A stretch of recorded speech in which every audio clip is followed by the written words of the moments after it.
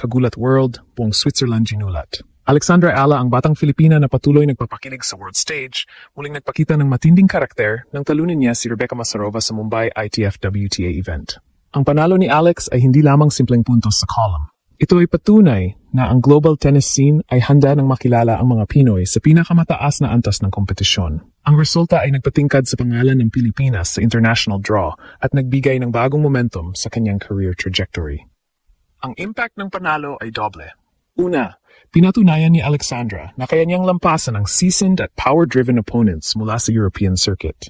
Pangalawa, inilagay nito ang kanyang momentum kasunod ng sunod-sunod na malalaking performances sa WTA at ITF swing, kabilang ang mga convincing openings sa Mumbai at iba pang tournament runs. Ang kombinasyon ng kanyang youth, training sa Rafael Nadal Academy at kakayahang manatiling calm under pressure ay nagiging recipe para sa mga sorpresa sa court. Hindi naging madali ang laban. Si Masarova ay kilala sa heavy hitting at baseline control, isang klaseng kalaban na kadalasan nagbibigay problema sa mga younger players. Ngunit ipinakita ni Alexandra ang maturity sa kanyang laro. Disiplina sa serve, malinaw na target sa return patterns, at kakayahang pigilan ang rhythm ng Swiss. Hindi lang niya na-upset ang kalaban. Kinapitan niya ang pagkakataon at ginawang statement ang panalo. Isang malinaw na signal na ang Filipina ay hindi simpleng Cinderella story, kundi seryosong contender sa international tennis. Ang mas malalim na kahulugan para sa Pilipinas ay malinaw. Ang panalo ni Alex ay inspirasyon para sa susunod na henerasyon ng mga manlalaro. Ipinapakita nito na may malinaw na daan mula sa local circuits papunta sa global relevance, lalo na kung may tamang training, mindset, at suporta. Sa perspektibo ng bansa, panalo ito sa exposure at national pride, isang paalala na ang Filipino athletes ay kayang mag-shock at mag-compete sa pinakamataas na antas. Sa pagtatapos, ang pagdispatso kay Masarova ay agad naging headline, ngunit ang tunay na kwento ay ang trajectory ni Alexandra Ayala. Patuloy na pag-angat, mabilis na pagkatuto at kumpiyansang nagmumula sa resulta. Kung patuloy siyang magtataguyod ng ganitong level ng performance, hindi lamang niya ginulat ang Switzerland, kundi maaari niyang gisingin ang buong tennis world at dalhin ang bandila ng Pilipinas sa mas maraming final stages. Ang tanong na iwan, sino ang susunod na tatamaan ng sorpresa ni Alex? Buong Switzerland ginulat. Alexandra Ala, ang batang Filipina tennis sensation, muli nang nagpakita ng kakaibang tapang at determinasyon nang talunin niya si Rebecca Masarova sa isang mainit na laban sa Mumbai ITF WTA event. Sa edad na 20, ipinakita ni Alex ang maturity na bihira sa kanyang henerasyon. Hindi lamang ito isang upset, ito ay malinaw na pahayag na handa na siyang makipagsabayan sa international tennis at magdala ng pangalan ng Pilipinas sa pinakamataas na antas. Ang panalo ay instant headline at nagbigay ng malaking boost sa kanyang confidence. Pati na rin sa pride ng mga Filipino tennis fans na patuloy na naghihintay ng mga breakthrough sa global stage. Ang laban-laban kay Masarova ay hindi naging madali. Kilala ang Swiss sa kanyang malakas at consistent na baseline shots, pati na rin sa kakayahang kontrolin ang ritmo ng laro. Ngunit ipinakita ni Alexandra na may sapat siyang mental toughness para labanan ito. Sa bawat serve at return, malinaw ang focus niya at ramdam ang kanyang game intelligence sa pagpili ng tamang pagkakataon para pumunta sa offensive. Hindi siya nagpadala sa pressure o sa intensity ng European opponent. Sa halip, ginamit niya ang bawat pagkakataon para pigilan ang rhythm ni Masarova at ipakita na ang kakayahan ng isang Filipino player ay hindi na dapat minamaliit sa global tennis circuit. Bukod sa physical at technical aspects, malinaw na ang kanyang mental preparedness ang isa sa mga susi sa tagumpay. Mula sa unang set, ramdam ang determinasyon na hindi lamang kundi talunin ang mas mataas ranked na kalaban. Ang kakayahang manatiling calm under pressure ay isang skill na karaniwang nakikita lamang sa seasoned players. At dito nagpakita si Alex ng klase nagpatunay na ang hard work, tamang coaching, at dedication ay nagbibigay ng resulta kahit sa murang edad. Ang panalo ay may mas malalalim na kahulugan para sa Pilipinas. Ipinapakita nito na may daan mula sa local circuits patungo sa international relevance, lalo na kapag may tamang suporta, training, at mindset.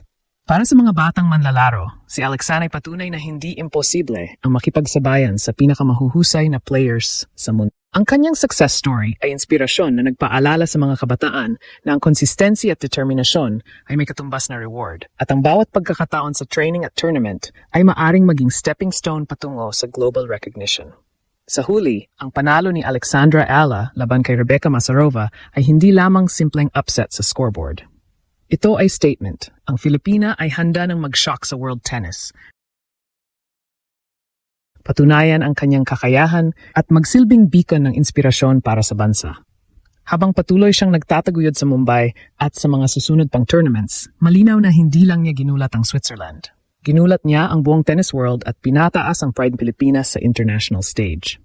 Pagkatapos ng nakakabiglang panalo ni Alexandra Ayala laban kay Rebecca Masarova, mas lumalim ang epekto nito sa international tennis community at sa Pilipinas. Hindi lamang ito basta upset. Ito ay malinaw na indikasyon na ang batang Filipina ay seryosong contender sa mga ITF at WTA events. Sa bawat set at bawat point, nakita ng mundo ang kakayahan ni Alex na kontrolin ang laro, kahit laban sa isang mas mataas ranked at physically experienced na kalaban. Ang determinasyon at consistency niya ay nagpakita na ang kanyang progress ay hindi lamang tungkol sa talento, kundi sa mindset at preparation na inihanda para sa pinakamataas na antas ng kompetisyon. Ang panalo ay nagbigay ng momentum na maaring magsilbing turning point sa kanyang karera. Kasunod ng Mumbai victory, malinaw na may track record na siya ng performance sa international circuits. Sa unang part, napansin ang kanyang technical discipline at mental toughness. At sa follow-up analysis, lumalabas na ang combination ng youth, training sa Rafael Nadal Academy, at natural na game intelligence ay nagbibigay kay Alexandra ng competitive edge laban sa European at Asian players. Hindi lamang siya nag-a-adjust sa opponent. Siya rin ang nagdidikta ng tempo, isang indikasyon ng maturity at court awareness na bihira sa kanyang edad. Para sa Pilipinas, ang tagumpay ni Alex ay hindi lang simbolo ng personal achievement kundi national pride. Nakikita ng mga kabataan at aspiring tennis players ang malinaw na pathway mula grassroots at local competitions patungo sa global stage. Ang kanyang journey ay patunay na may kakayahan ang isang Filipino na makipagsabayan sa pinakamagagaling sa mundo basta may tamang suporta, coaching at mindset. Ang resulta ay nagbubukas ng mas maraming opportunities para sa exposure, sponsorships at invitations sa mas malalaking tournaments na maaari ring mag-angat sa kabuuang tennis ecosystem sa bansa. Sa strategic perspective, ang panalo laban kay Masarova ay nagpapakita rin ng adaptability ni Alexandra. Kahit kilala ang Swiss player sa kanyang heavy baseline game, na-anticipate ni Alex ang patterns at nagawa niyang ipatigil ang rhythm ng kalaban sa pamamagitan ng precise shot placement at timing. Ang kakayahang i-manage ang match tempo habang nananatiling agresibo at disciplined ay nagpapakita ng future readiness ni Alex para sa mas malalaking stages gaya ng WTA 250 o Grand Slam qualifiers. Hindi lamang siya reactive player, siya ay proactive na may plan at execution na may hahambing sa mga elite players.